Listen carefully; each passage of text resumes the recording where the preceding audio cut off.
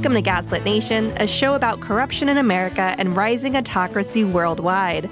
I am your host, Andrea Chalupa, a journalist and filmmaker, and the writer and producer of Mr. Jones, a journalistic thriller about Stalin's genocide famine in Ukraine, the film the Kremlin doesn't want you to see, so be sure to watch it.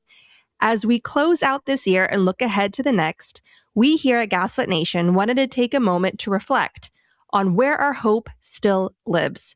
This episode is a montage of voices from the past year: organizers, journalists, writers, activists, people who refuse to give in to despair even when the stakes feel overwhelming. They remind us that history isn't finished, that power is built from the ground up, and that change has always come from the people who choose to show up.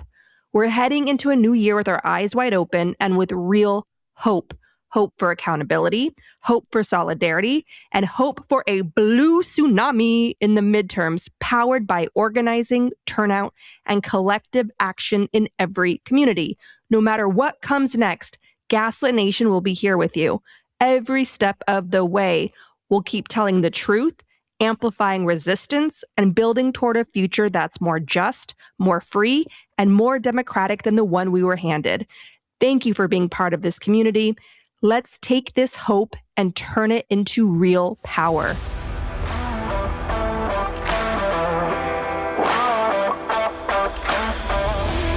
I want to start with a dose of hope from Erica Smiley, Executive Director of Jobs with Justice, and then Katherine Stewart, author of Money, Lies, and God.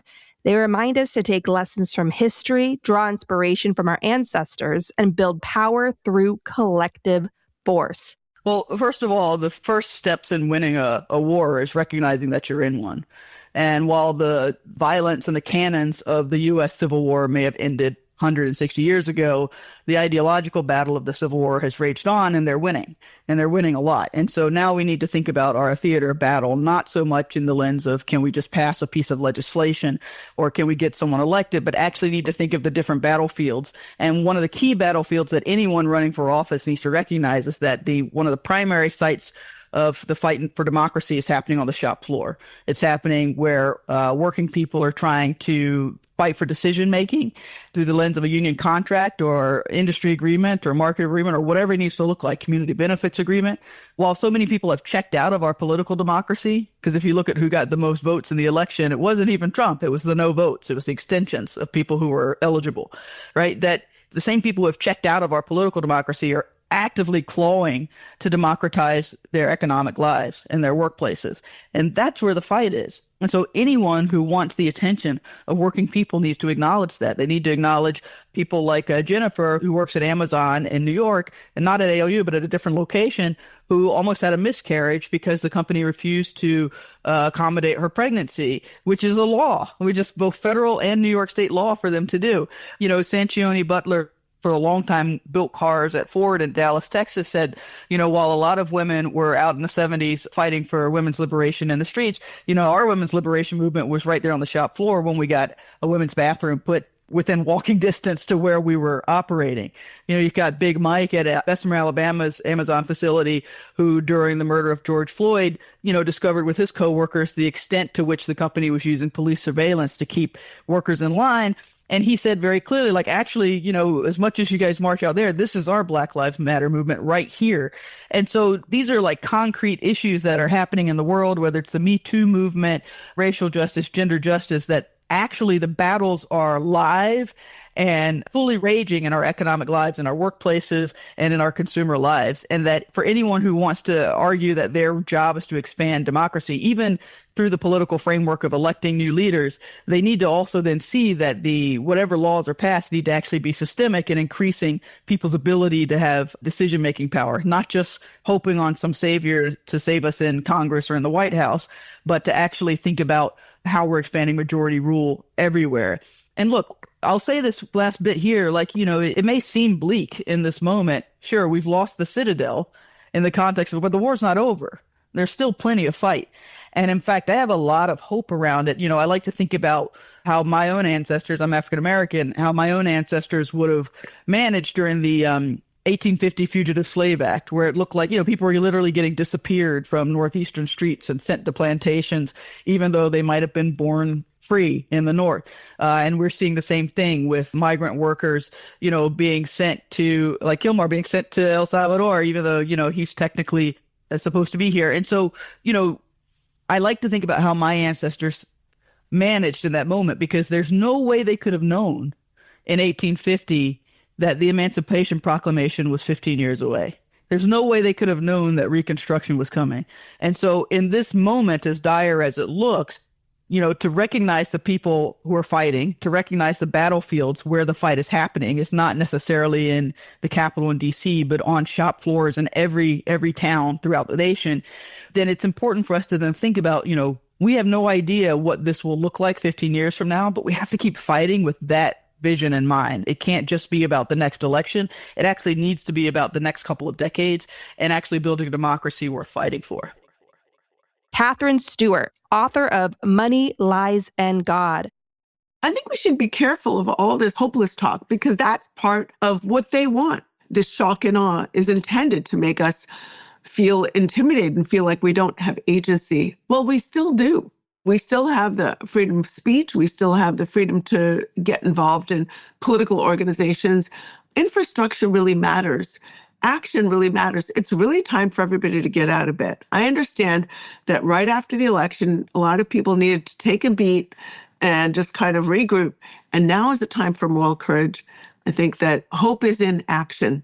And I think when you get engaged in the struggle for our freedoms and for our future, it takes away all of that feeling of hopelessness, because you see how many wonderful people there are in this country who really are fighting for our democracy.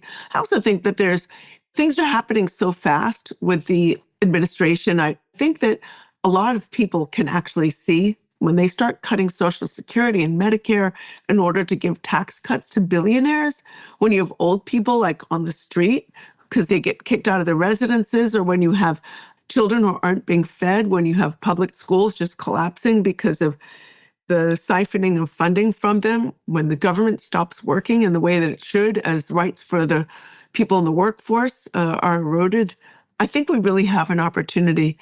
I don't think there are any guarantees, but I think we should take courage from the fact that there are more Americans who would prefer to live in a functioning democracy, not perfect, but at least guided by the principles of equality and pluralism and rule of law, than those who would like to live in a cronyistic kleptocracy where public money is being siphoned off by people at the tippy top of the economic ladder.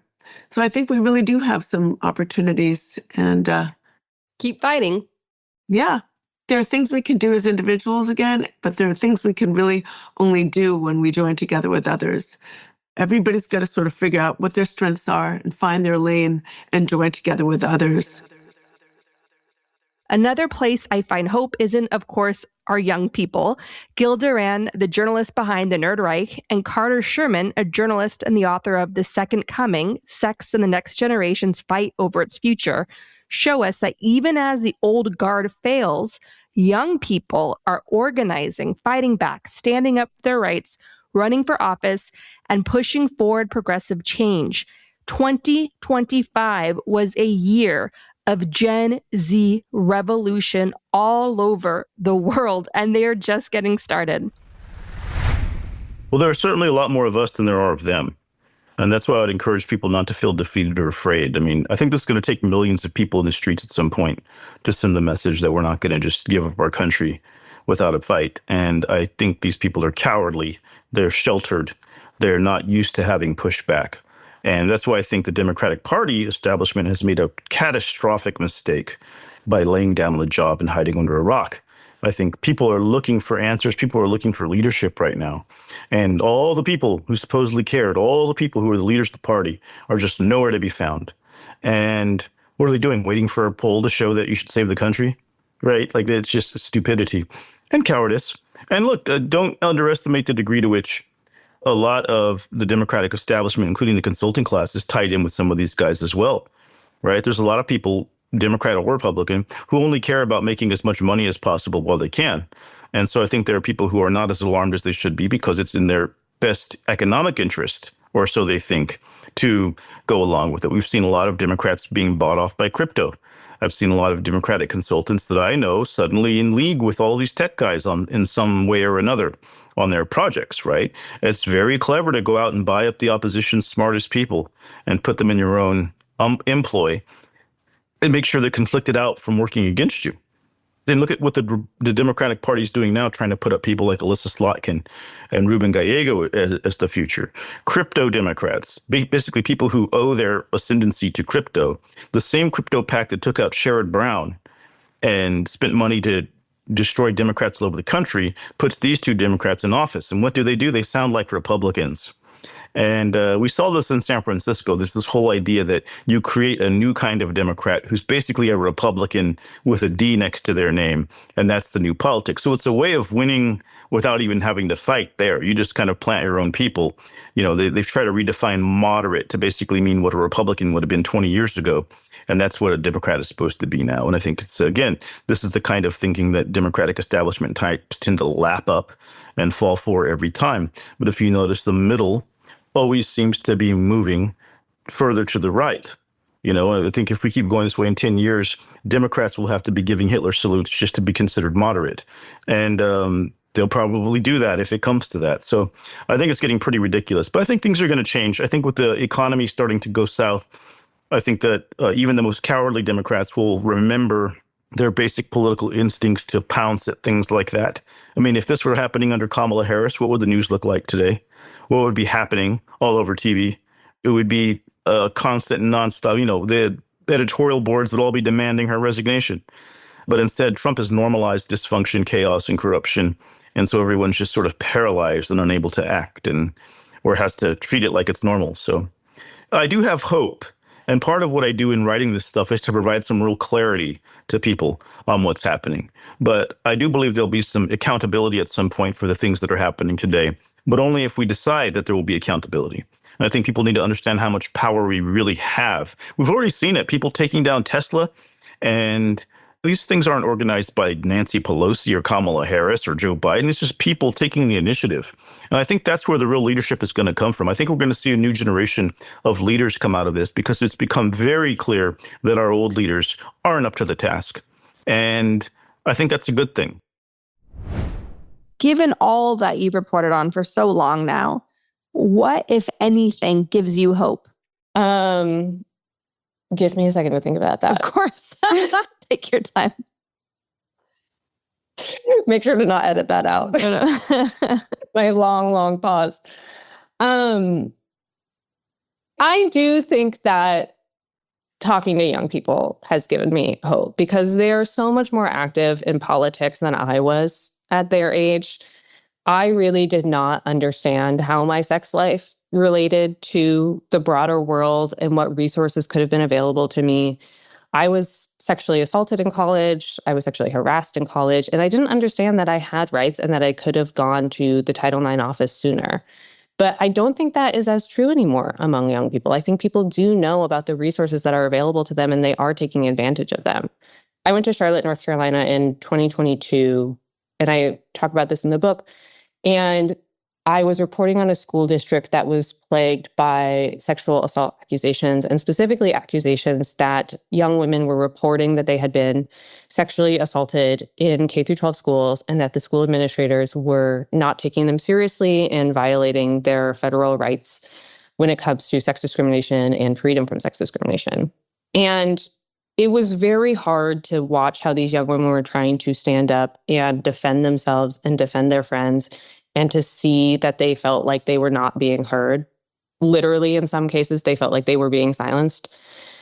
And yet it was also so heartening to see that they were trying, that they kept it up anyway, that they knew that they deserved to be treated fairly and equitably as full human beings.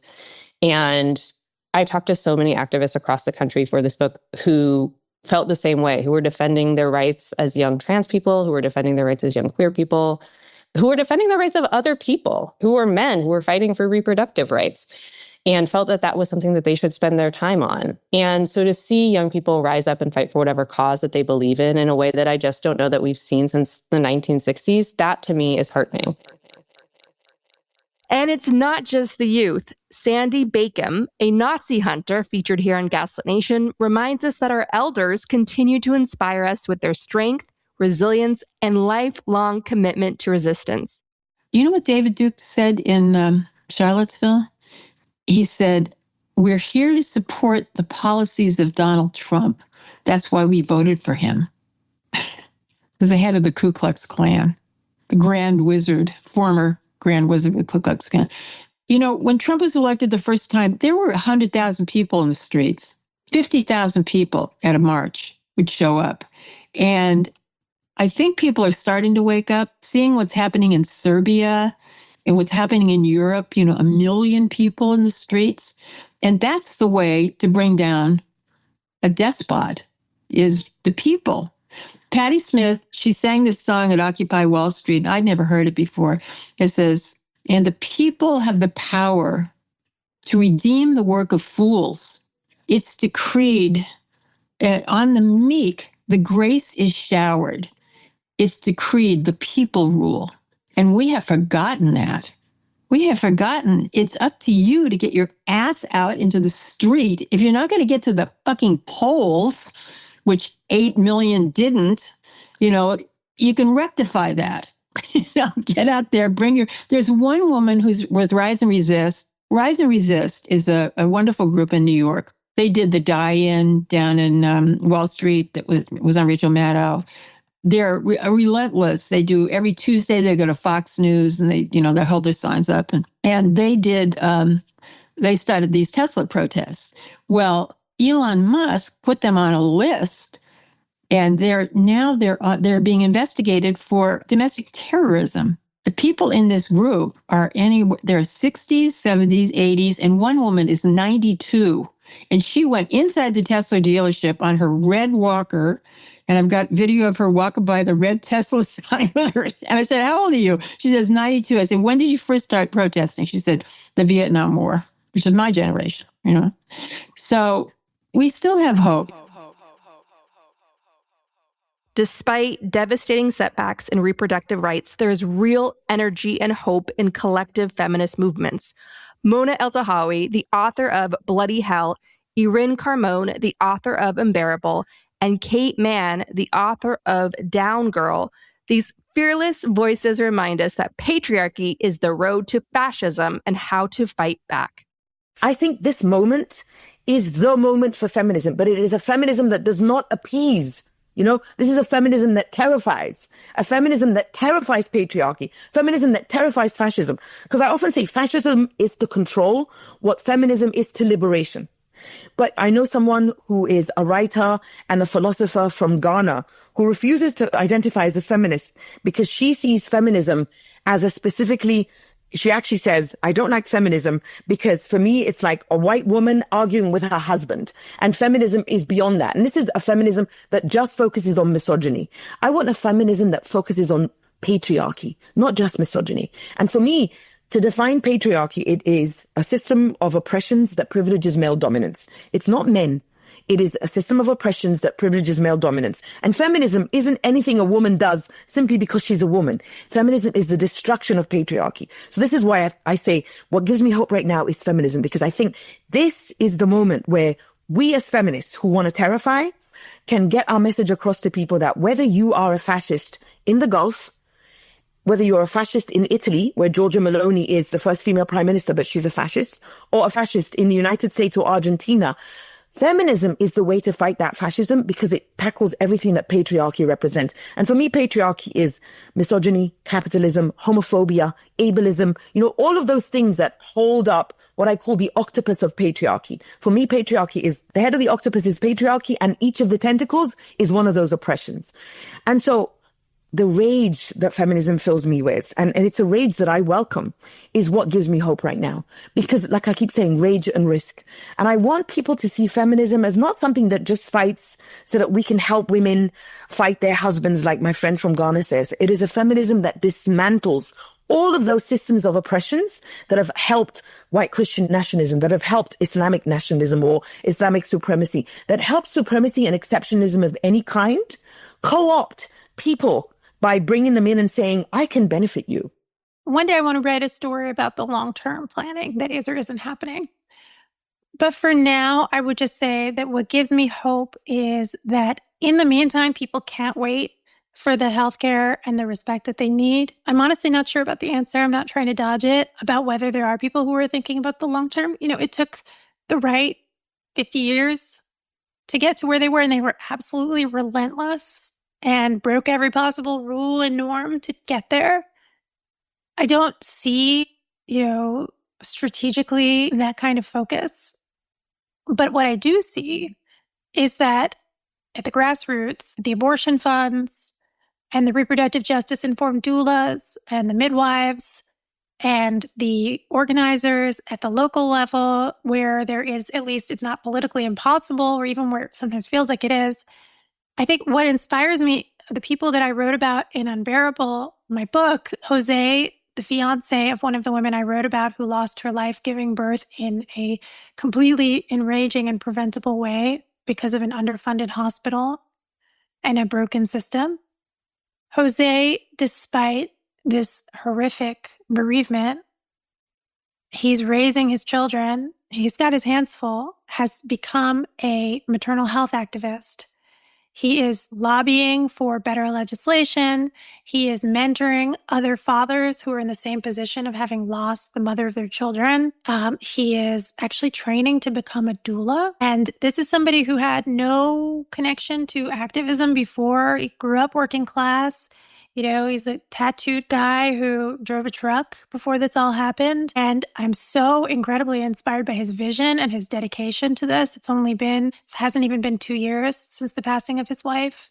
I'm really inspired by Dr. Yashika Robinson, who's one of the other 5 women that I write about in Unbearable, who, despite the fact that it would be so much easier for her to practice medicine, reproductive medicine, anywhere but Alabama, refuses to abandon her patients. And similarly, Robin Marty, who's the director of the clinic in Tuscaloosa, both of them looked for ways to keep helping after abortion became illegal.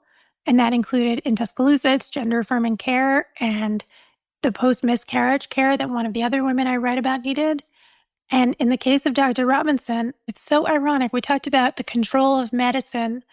We're familiar with the fact that the state passes all kinds of laws. Before they could actually ban abortion, they passed all kinds of laws to make it really hard to run an abortion clinic with all kinds of fake regulations, right? Turns out that they were willing to do that when it came to opening up a birth center if it threatened the monopoly of doctors in the state of Alabama. And so she ends up looking at these laws about opening up a new birth center, which has not been allowed because, again, doctors have such a stranglehold over birth. And she decides that she's going to go to court to fight it, just like she fought the abortion clinic restrictions. And finally, she was able to open up this birth center in the former abortion clinic's building. So instead of, obviously in an ideal world, she would continue to provide all kinds of reproductive health care. But instead of cutting and running, and there's a lot of great providers in working in blue states for people and contributing in their ways. But for the women of Alabama, a state with a huge African-American population that is not getting the healthcare that they deserve, for them to have a highly qualified, brilliant Black woman doctor who is going to fight for their right to have a safe birth, whether it's in a hospital or somewhere else, I find that to be really, really inspiring. And it's so much harder than you would think it would be, considering this is a place that loves to talk about how pro-life it is. So I wrote a piece on my Substack just after the Trump election, is there hope? Define hope. And I think hope has been written a lot about in philosophy by excellent philosophers such as Katie Stockdale and others, also by Rebecca Solnit, who I'm a huge fan of. But I think of hope as something which is very much about we have to define what the hope is for and about. So when people say, do you have hope? And they don't specify the propositional object of the hope, it gets a little vague. It's I don't have hope that things are going to get better over the next 3.5 years, but I do have hope that we can not have the level of decimation that we would have were it not for our resistance efforts. So I have hope that we can kind of make the damage less terrible, that we can do both some damage control and also some harm reduction if we fight really hard at the often local level to, fight these kinds of, I think, real systemic evil that are targeting people who, again, just are living their lives trying to get things like healthcare, education, and adequate access to opportunity. Instead of seeing ourselves as hoping for an improvement in justice, I think we can hope for things not backsliding as radically. So that's what I hope for. And that's what keeps me fighting. Legal scholar Leah Littman, author of Lawless, reminds us that history isn't inevitable. Countries that have faced autocracy have had very different outcomes. We have more influence, more agency than they want us to believe. I'm glad you asked about, kind of comparative examples, because I think the threat of kind of sliding into autocracy, has been something many countries and former democracies have confronted and grappled with. And honestly, the outcomes in those countries have been different. I would put a country like Hungary in the category of a country that is superficially, a democracy. They have a media. That media isn't independent. They have a school system. That school system isn't independent. They have elections, but they're kind of rigged. And so that's a country that basically hollowed out its democracy by converting it into an effective autocracy. And it did so kind of through similar mechanisms as you were describing, in Putin's Russia. Now, there was a similar movement and a similar threat in Poland, which was also kind of the target of an autocratic takeover. But the end result in Poland, was not a system of entrenched one-party power. It's instead, a country that was able to steer itself back from the brink through a combination of a strong political opposition party that garnered, enough support to stave off some of the changes that could have had more permanent effect, like in Hungary or in Russia. So the way I've been thinking about it is, are we going to emerge from this second Trump term as a country with considerable damage where we are going to have to repair a lot of what has been broken? Or are we going to emerge like Hungary, where all of the civic institutions have been so hollowed out, we are no longer operating as a liberal constitutional democracy?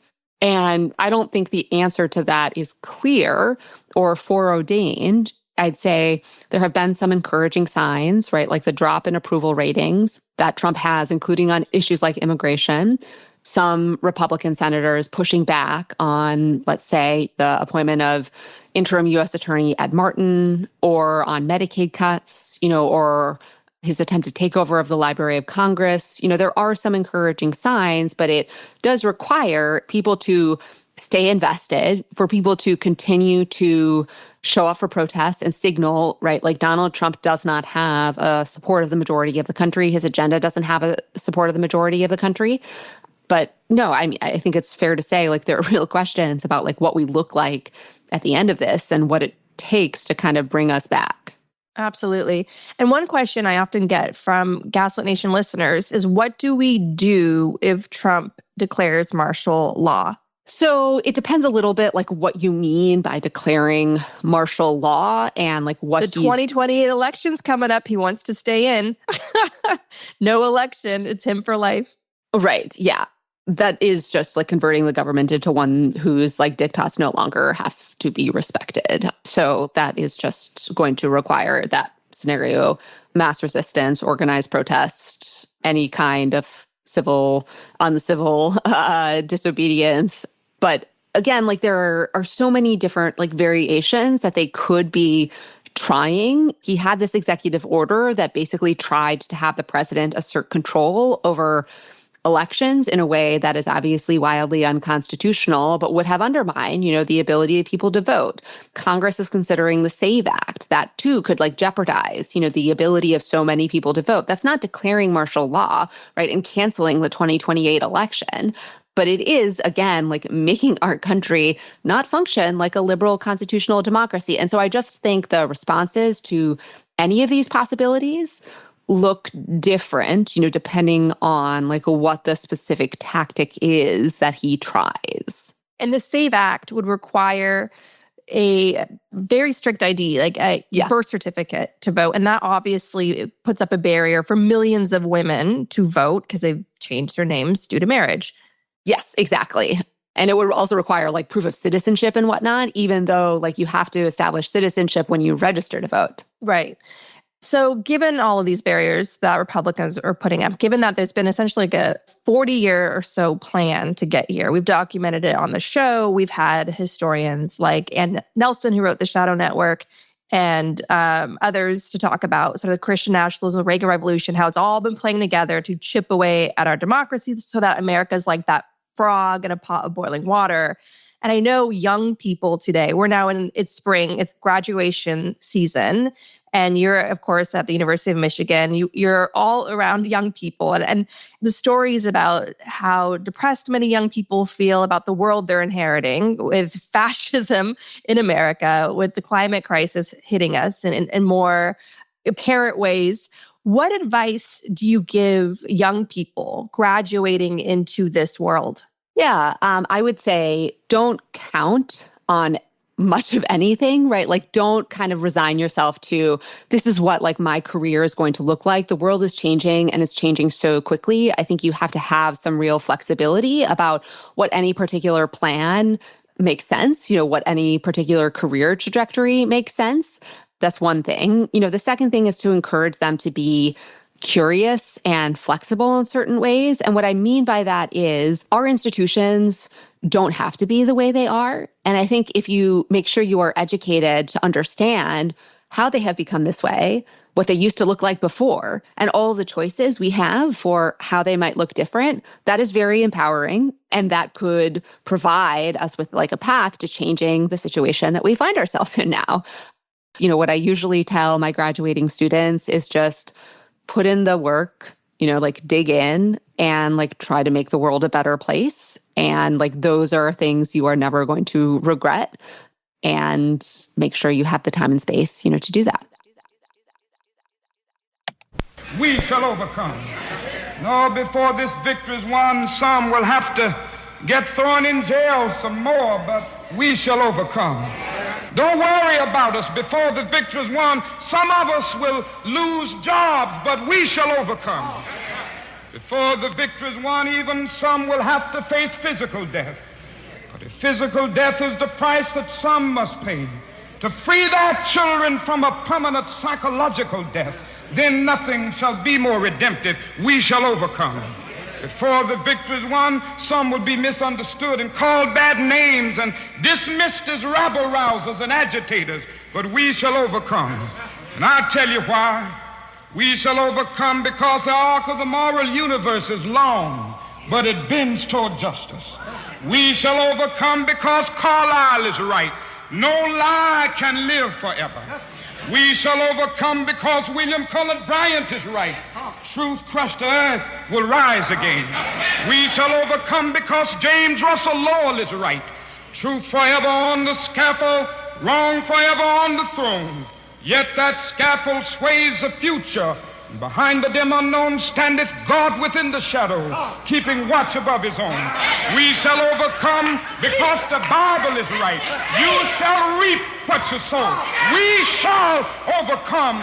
Deep in my heart, I do believe we shall overcome. And with this faith, we will go out and adjourn the councils of despair and bring new light into the dark chambers of pessimism. And we will be able to rise from the fatigue of despair to the buoyancy of hope. And this will be a great America. We will be the participants in making it so. And so as I leave you this evening, I say, walk together, children. Don't you get weary. There's a great camp meeting.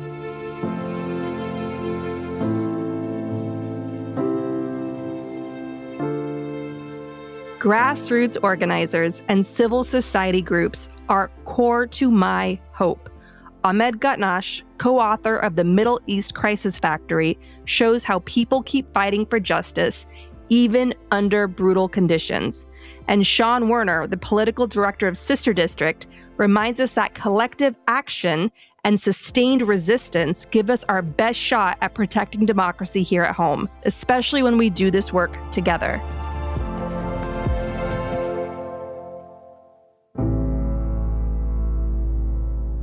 When you look around and you talk to civil society organizers on the ground in some of these brutal dictatorships, what, if anything, is giving you hope right now?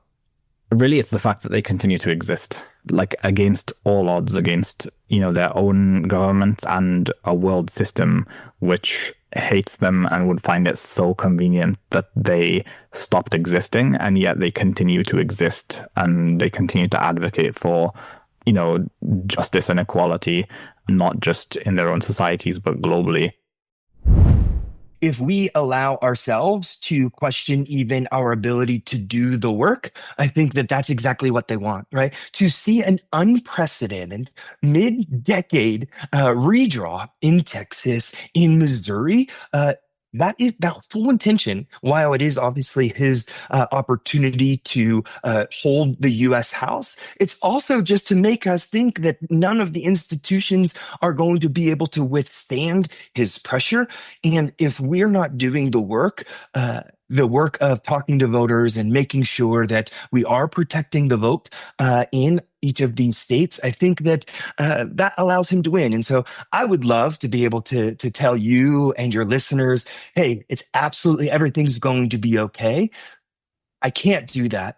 The thing that gives me hope is that by seeing people collectively throughout our nation taking action and trying to stand for our democracy and to protect our democracy, that's what gives us the best shot. But when I allow myself to get into kind of that dark headspace, I realize that I'm letting them win. And so then I, talk to one of our volunteers, or I talk to the candidates that still have faith in their community, in their states, and in our country to wake up every day, to do the hard work, talking to voters, raising the money to get out our message. And so I wish that there was a silver lining, and it's something that is very simple for me to say, yes, I can promise you that. Unfortunately, I can't do that. But what I can promise is that if we all collectively do this work together, we give ourselves the best shot at making sure that our voices will be heard, that our democracy will be protected. And we can only do that together.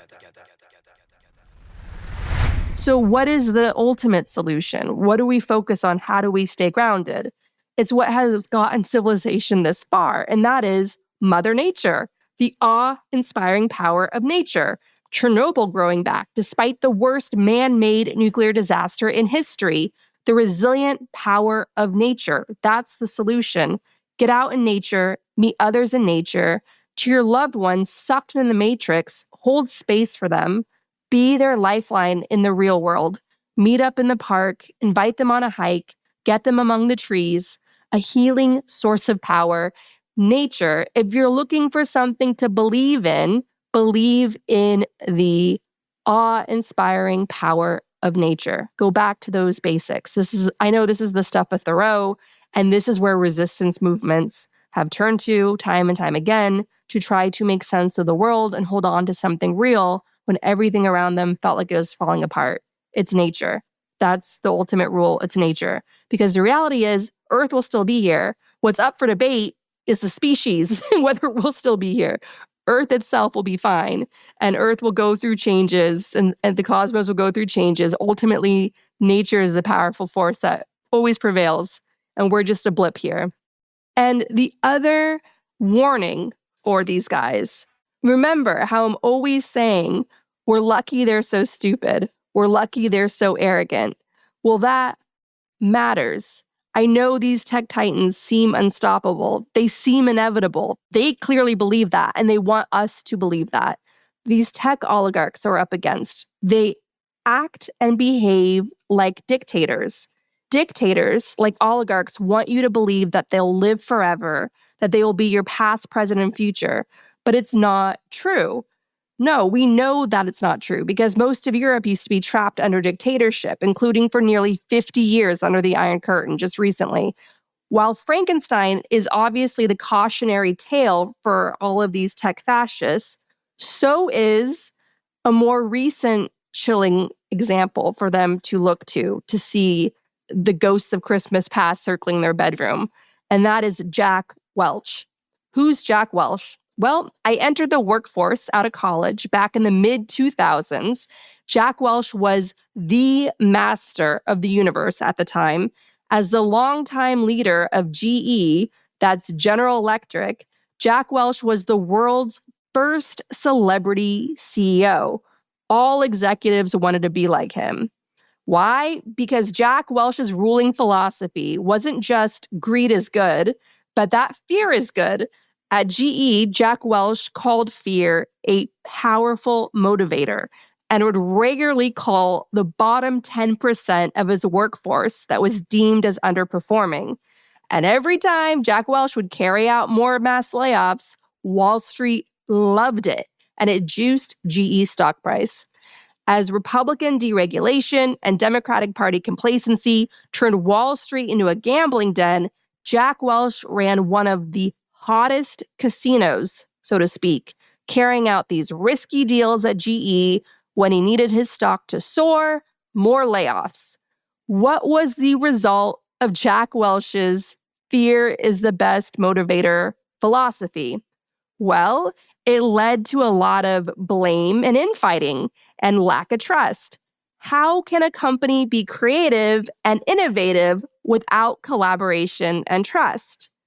And there's more. Let's look at just how powerful GE used to be and how Jack Welch, Mr. Celebrity CEO, not only screwed over this American giant, but his nonsense philosophy spread like a virus to other American corporations and contributed to America's current income inequality crisis. And all those CEOs trying to be Jack Welch, they only hurt themselves and the economy. Here's an excerpt from an NPR interview with David Gellis, who wrote the book on Jack Welch.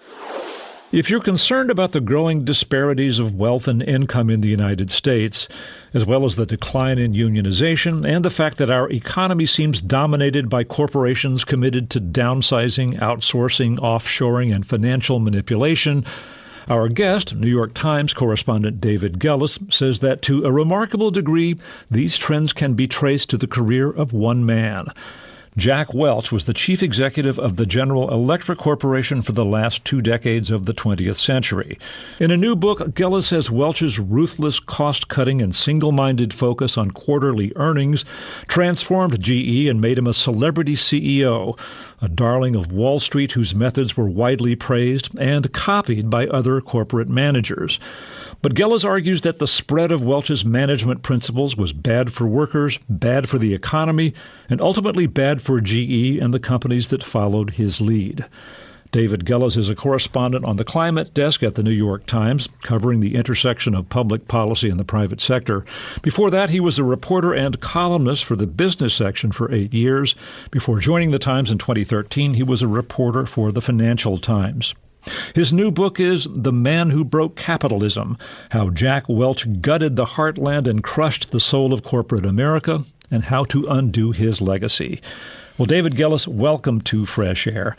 You know, Jack Welch took over General Electric in 1981, and I remember it as a company that sold toasters and appliances and dishwashers and refrigerators. This was a company founded by Thomas Edison almost 100 years before.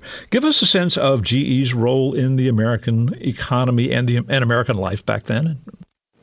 As I dug into the history of GE, I found it hard to overstate not only the impact that GE still had in 1981 when Jack took over, but really its role in the history of American industry for the better part of this century before that. This was the company that brought us electric light bulbs, power plants, X-ray machines. This was the company that introduced everyday products like the toaster oven. They were behind the mass marketing of radio sets and televisions, dishwashers. The list just went on and on. And that was just on the consumer side. When you looked at their influence on industry and government beyond what we might find in our kitchens, they were no less influential there as well. It was GE that helped put men on the moon, on the Apollo missions. You go back and look at those pictures, and there are lines and lines of GE engineers working side by side with NASA engineers. So where is General Electric now? It's gone. It went from being one of America's most innovative, most powerful companies to being broken up and sold off for parts. The G empire got hollowed out and turned into 3 different companies. And Jack Welch is now being taught as a cautionary tale. Elon Musk is the next Jack Welch. Sam Altman is the next Jack Welch. Mark Zuckerberg is the next Jack Welch. If they don't want to listen to Mary Shelley's warnings in Frankenstein, they can listen to the rattling chains of the ghost of Jack Welch with Henry Kissinger in hell, warning that all masters of the universe eventually meet the great equalizer, known as Mother Nature, and nature always wins. Always.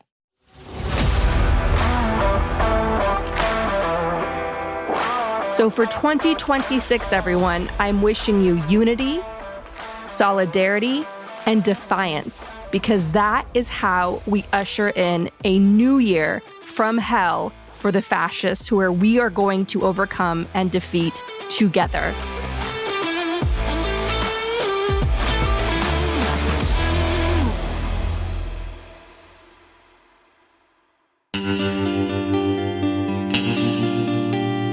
Our discussion continues, and you can get access to that by signing up at the Truth Teller level or higher on Patreon. Discounted annual memberships are available, and you can give the gift of membership.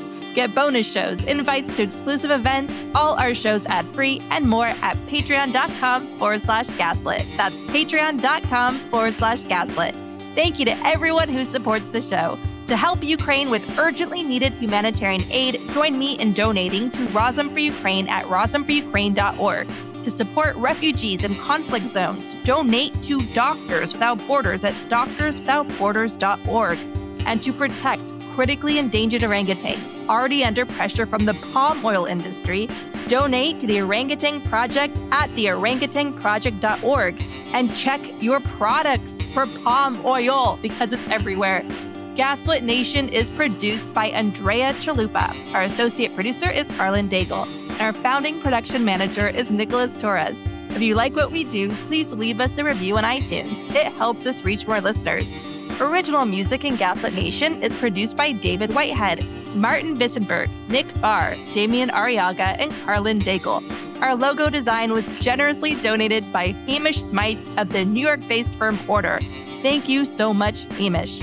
Gaslit Nation would like to thank our supporters at the producer level on Patreon and higher: Jans Alstrup Rasmussen, Katie Masuris, Ann Bertino, David East, Dawn Rossiter, Deborah Schiff, Diana Gallagher, D.L. Singfield, Ice Bear is Defiant, James D. Leonard, Jared Lombardo, Joe Darcy, Kevin Gannon, Kristen Custer, Larry Gasson, Leah Campbell, Leo Chalupa, Lily Wachowski, Marcus J. Trent, Mark, Nicole Spear, Randall Brewer, Sherry Escobar, Todd, Dan, Milo, and Cubby. Work for better, prep for trouble. Ruth Ann Harnish, and Tanya Chalupa. Thank you all so much for your support of the show. We could not make Gaslit Nation without you.